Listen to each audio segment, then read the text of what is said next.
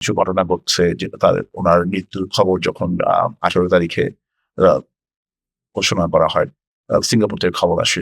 তারপর হচ্ছে আমরা দেখি যে বাংলাদেশের বেশ কিছু মানুষ কিছু ঘটনা ঘটায় যে কারণে কিছু রাস্তায় নেমে আসে ক্ষোভে বিভিন্ন দেশের বিভিন্ন অঞ্চলে। সেই জায়গা থেকে কেউ অতি উৎসাহী হয়ে বা পূর্ব পরিকল্পিতভাবে যেমন ডেইলি স্টার বা প্রথম আলোতে আমরা আগুন লাগানোর ঘটনাও দেখেছি।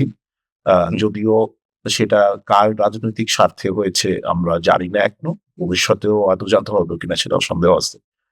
তবে আমরা অনলাইনের ২-১ জন আম আ Facebook এর সেলিব্রিটি ব্লগার আছেন যাদের নামে কেউ তোলার চেষ্টা করছেন যে তাদের উস্কানিতে এরকমটা ঘটে থাকতে পারে। এই যারা ওখানে করেছে এই কাজগুলোর পেছনে ওনাদের দায়ভার থাকতে পারে বলে আমরা শুনতেছি। যেমন ইলিয়াস হোসাইন এবং পিনাকি ভট্টাচার্যের কথা বলা হচ্ছে মূলত।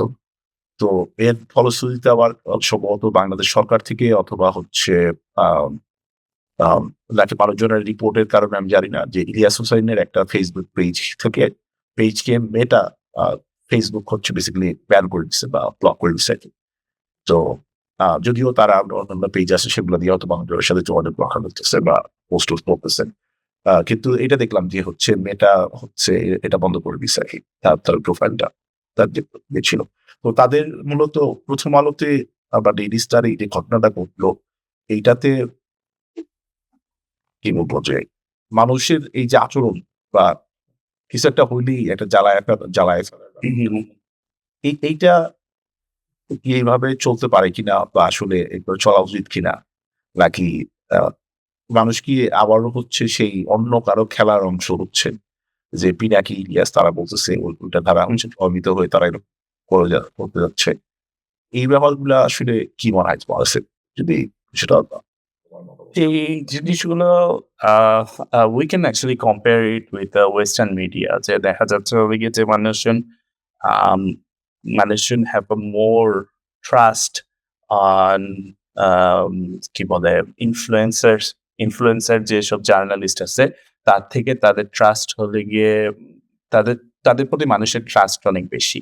কম্পেয়ার টু যদি আপনি যদি বলেন যে আ একজন লিবারেল ট্রাস্ট নিউইয়র্ক টাইমস থেকে সে প্রো লিবারাল যে ইনফ্লুয়েন্সার, ব্লগার, জার্নালিস্ট আছে তার কথা আজকাল বেশি শুনি। হ্যাঁ? তো এটার ইফেক্ট অফ কোর্স আছে। এটার ইফেক্ট অফ কোর্স আছে। তো আমরা যদি এরকম যদি আম আমি একটা জিনিস ক্লারিফাই করতে চাই যে হলো গিয়ে 'প্রথম আলো' ওয়াজ কনসিডারড এনিমি অফ দ্য স্টেট। ওকে? আমি 'প্রথম আলোকে নিয়ে আমরা একটা ভিডিও করেছি। we kind of criticize them in a different way, but we mock them. তাদের প্রতিবেদন নিয়ে আমরা মকারি করছি। বাট আমরা কখনোই we don't expect them to তাদের হলো গিয়ে যে আ জ্বালায় দিব, পুড়ায় দিব এরকম কোনো রিঅ্যাকশন কিন্তু আমরা আসলে দেই নাই। হুম, হুম। তো তোমার দিস সেটাই কি হওয়া উচিত না? আমরা আমরা এটাই তো বলার চেষ্টা হ্যাঁ, করি যে বাক স্বাধীনতার বিকল্প হচ্ছে যে একটা বিতর্কের জায়গা থাকতে হবে, একটা যুক্তি তর্ক এক্সাক্টলি। পাল্টা যুক্তির একটা স্থান থাকতে হবে।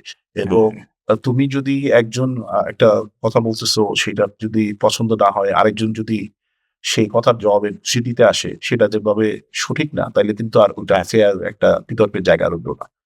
তো এক্স বাক স্বাধীনতা বা মুক্ত চিন্তার জায়গা থেকে আ মনে হয় যে যুক্তির বিকল্প এবং হচ্ছে ইভেন আমাদের কোরআন শরীফেও হচ্ছে বা ইসলামিক যে জীবন ব্যবস্থা, ইসলামিক যে ইয়ে আ কি বলবো যে আ লিটারেচার সেখানেও হচ্ছে তোমার আ কি বলবো জ্ঞান এবং হচ্ছে লজিকস এইসবের লজিকের কথা কিন্তু খুব স্ট্রংলি ইয়ে করে বলা আছে। যে তোমাকে হচ্ছে মানুষকে যুক্তি দিয়ে দেখতে বা বুঝতে বলা হচ্ছে।